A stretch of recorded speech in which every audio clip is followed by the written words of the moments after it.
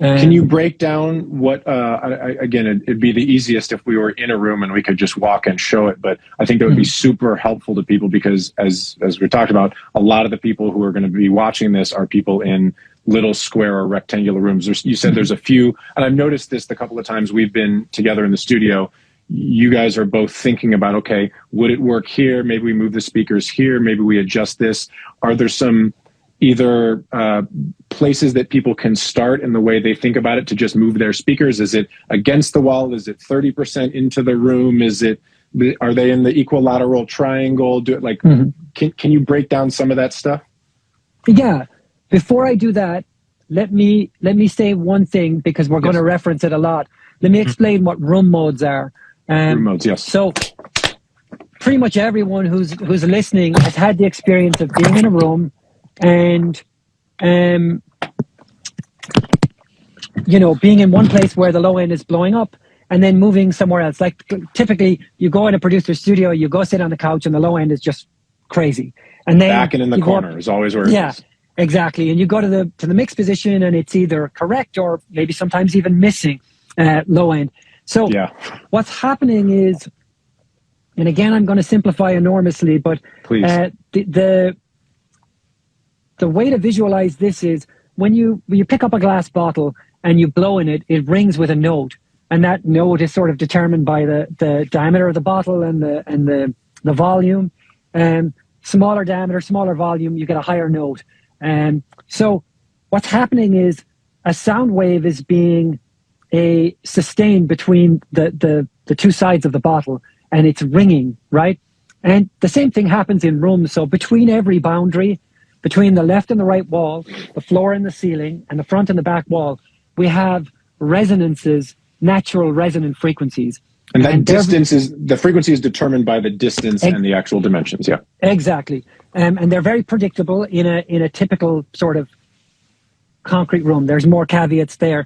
But so what that means is, let's say simply between the left and the right wall, you get several modes. And in a typical room, let's say your primary mode is going to be 50 hertz. And what that means is that there's a standing wave at 50 hertz between the two walls. So if you put in energy at 50 hertz, it's going to want to ring like that bottle between those two things.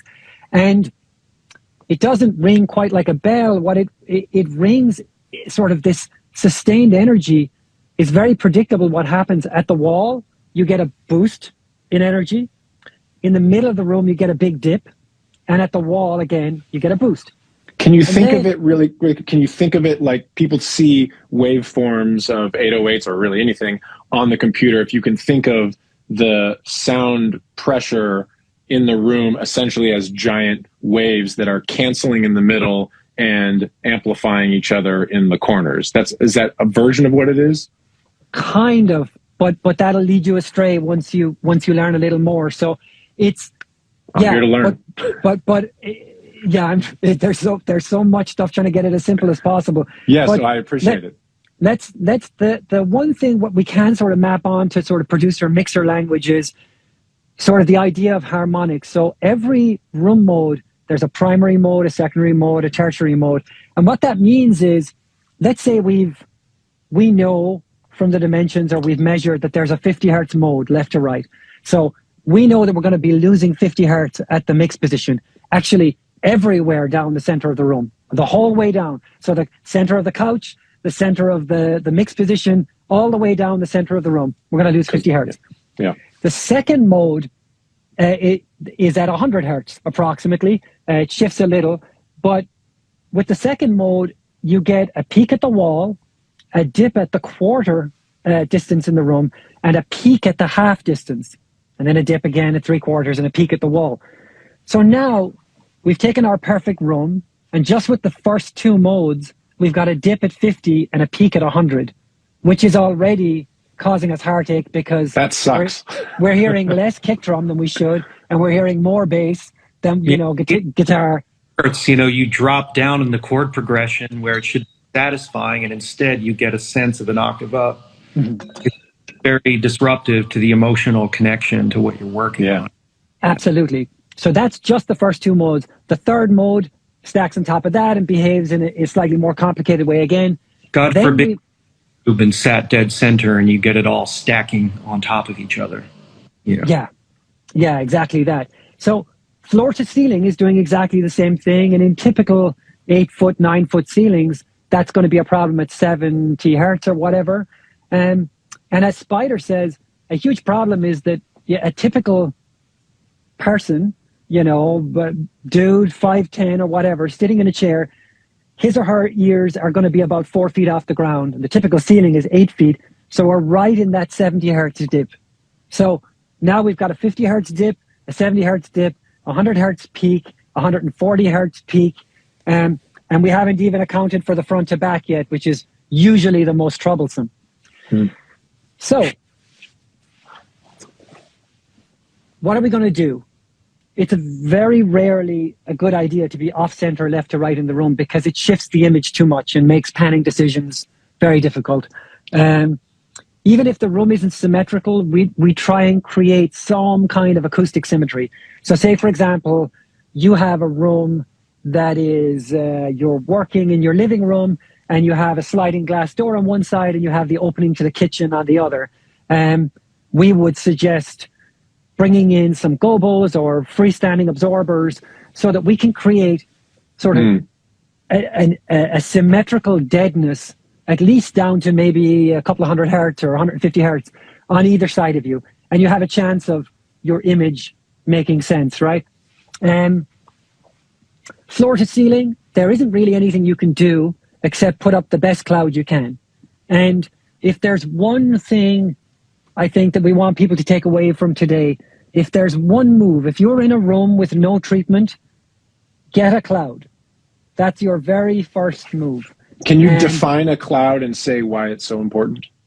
Yeah, a cloud is an absorber, a soft absorber, mineral wool, over the first reflection point between you and the speakers. So this is something that's very commonly misunderstood, again, when we go in rooms, even by professionals. This is the speaker. So I'm going to use the frame of the window, right? So let's say this is the speaker and this is the listener, and I'm going to use the top of the Instagram window as I can see it as the ceiling, right? Great. So the sound wave leaves the speaker and hits the ceiling and comes back to the listener here, right? So we have the direct path to speaker to listener, which is great. This path is longer and it's going to arrive out of phase and it's going to cause ugly cancellations. We want to absorb that up here. Now, what we don't want to do is put a cloud over the speakers. It's nice to have a cloud over the listener, but it's less important than it is to have it at the halfway point. So typically what we'll do is a 4-foot cloud, and it lives sort of just at the edge of the speakers, all the way over the first reflection point, and hangs just over the listener in a typical domestic scenario.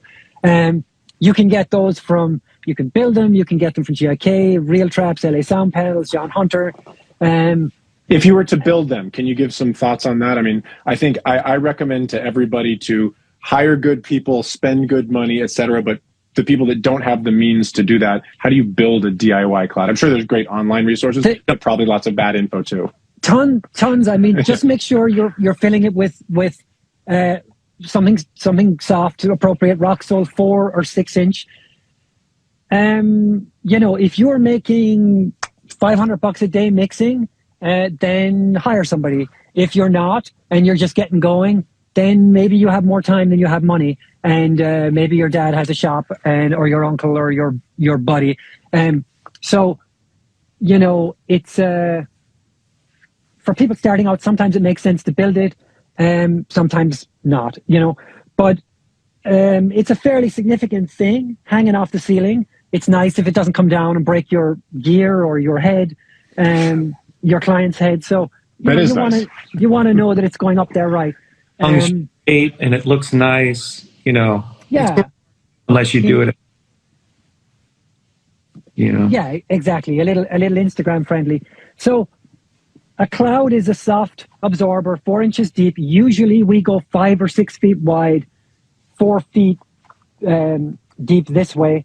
4 or 6 inches deep. Sometimes they have wooden frames. Sometimes they have a soft edge, which we prefer. There's plans online for both on YouTube. Hung on wire or chain. A question that we often get asked is the kick. So again, back to speaker, listener. Sometimes people will put their cloud and you'll see it with this crazy angle like this, and that's not great. You can put a little kick in it, maybe 3 or 4 inches total. Going more than that is not ideal. The other question that's very commonly asked is, God, on my hand. The other question that's very commonly asked is, how high should I have the cloud? And it's a trade-off. The lower it is, the better it performs, and the more it encroaches on your space, right? In a typical 8-foot ceiling, we're putting the bottom of the cloud, the bit you can touch, at about 7 feet. Typically I'm like 5'11". When I walk in a room, I put my hand up, outstretched, and that's where the cloud lives. And that sort of tends to work for comfort, and it's a reasonable trade-off with getting it further from the ceiling. So just a last point, just to double back to why we want to be far from the ceiling. The further we can get the mineral wool off the ceiling, the further into the velocity zone where the air particles are moving, we can live, and the more effective the mineral wool is. The closer we get it to the boundary, the less low frequency it absorbs. And given that we're aiming for 70 hertz, probably, 75 in a typical home studio, we want to get it, if we can get it a foot off the wall, that's a big win. And one thing that is kind of counterintuitive, if you said to me, I've got stacks of insulation, I can do a 12-inch cloud. Counterintuitively, a 6-inch cloud with 6 inches of air behind it is almost as good as a 12-inch cloud if you do the modeling, and that air gap is useful to us. So we can use that and get value out of it. Thanks for watching. Just a reminder, all of this content is free. There's no secret knowledge here. We don't have sponsors. We don't run ads. We don't have a Patreon. All that we ask in return is that you share it with somebody. Thanks.